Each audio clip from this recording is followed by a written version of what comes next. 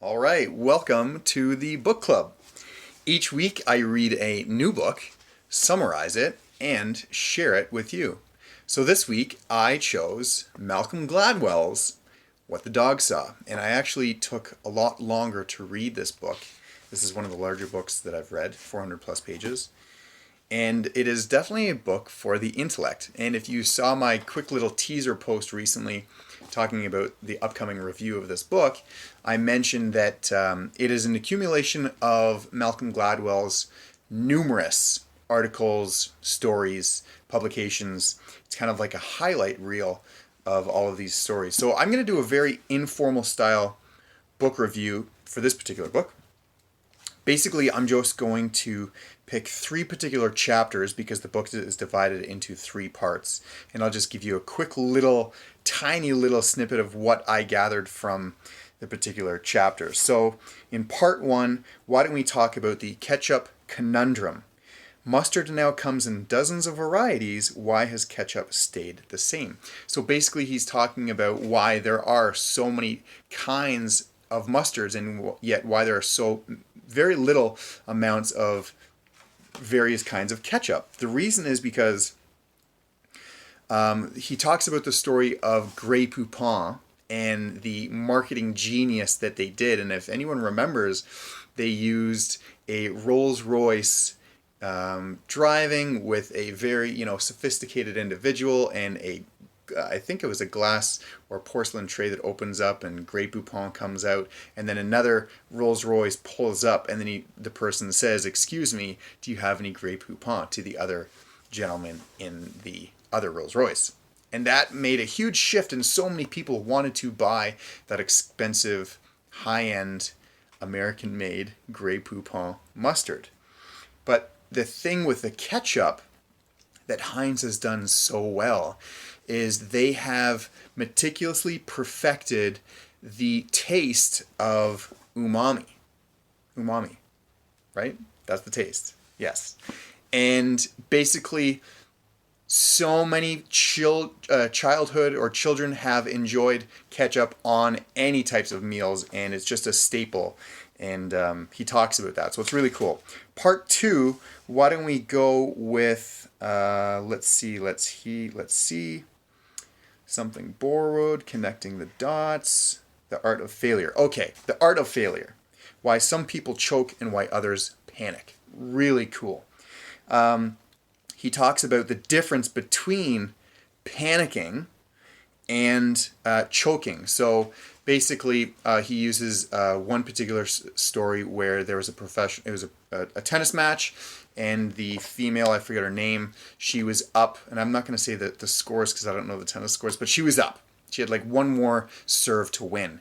And, through several kind of accidents or errors, mishaps, she ended up losing the game. And people would say that she ultimately choked, or did she panic? And basically, what Malcolm Gladwell discusses and shows is that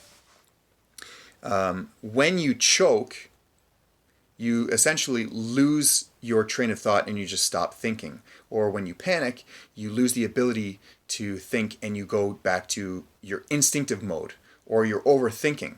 So that's what happens. And he talks about another instance where there was a professional scuba diving, and there was an accident, and she lost one of the oxygen things, and she immediately panicked, but then she realized what she needed to do in her instinctive training as well is to relax and let the partner pass the hose and then, or pass the air hose and then fix the problem. And then in part three, let's see here, I really liked the chapter Late Bloomers. Why do we equate genius with preocracy? Basically, he talks about some amazing famous artists, for example, and some artists and some poets are right out of the gate considered genius, and they sell masterpieces and they're known for generations to come, where others take decades and decades and decades, up to 20 and 30 decades to perfect their craft, and that's what makes them so considered either a genius or a late bloomer sort of thing. Really neat. In this particular book, it was a challenge for me to really start to get going, because what I've learned about Malcolm Gladwell, he basically collides two particular stories in one, so he's able to make correlations and commonalities. In another instance, he talks about chronic homelessness and the rate of bad cops being too violent.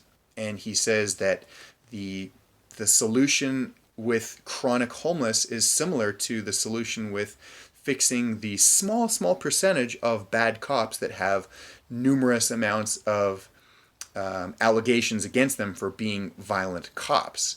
It's quite interesting.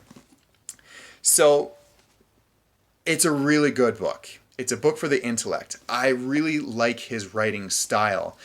Basically, each chapter he comes up with he hits you with the gravy. He gives you all the good stuff, and then he goes into talking about different scenarios or different stories, and then he goes to a different story, and then mashes them up together to give you his findings.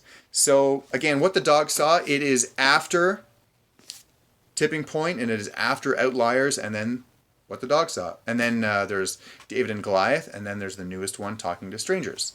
I have to give a shout out to Bruce and Naomi. These are two very highly intelligent and successful individuals that both told me and talked to me about Malcolm Gladwell, so I was so inspired to read his books. And here's what I'm going to do with this.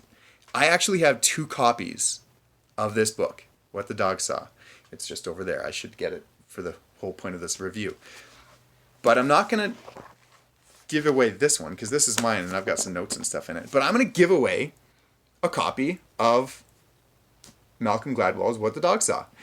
I want you to comment below maybe what your favorite book is of Malcolm Gladwell, or just comment something insightful that you liked about this review. Perhaps a different book that you want me to review. Tag a friend, like it, all of that stuff that we want engagement, and I will randomly pick a winner, and I will mail out I'll pay for the shipping. I will mail out my second copy of Malcolm Gladwell's What the Dog Saw. So I hope you like that review. Very informal. I kind of like my formal reviews a little bit more, but it was a great book. Very great book. I'm going to give it 4.5 out of 5 stars because it's Malcolm Gladwell. And if you haven't read any of his books, I strongly advise you to do so. Start with Tipping Point and then go to Outliers and then maybe this one. And then David and Goliath, it's really cool. And then I'm going to get Talking to Strangers. So there you have it. Hope you enjoyed it. Book of the week. There we go.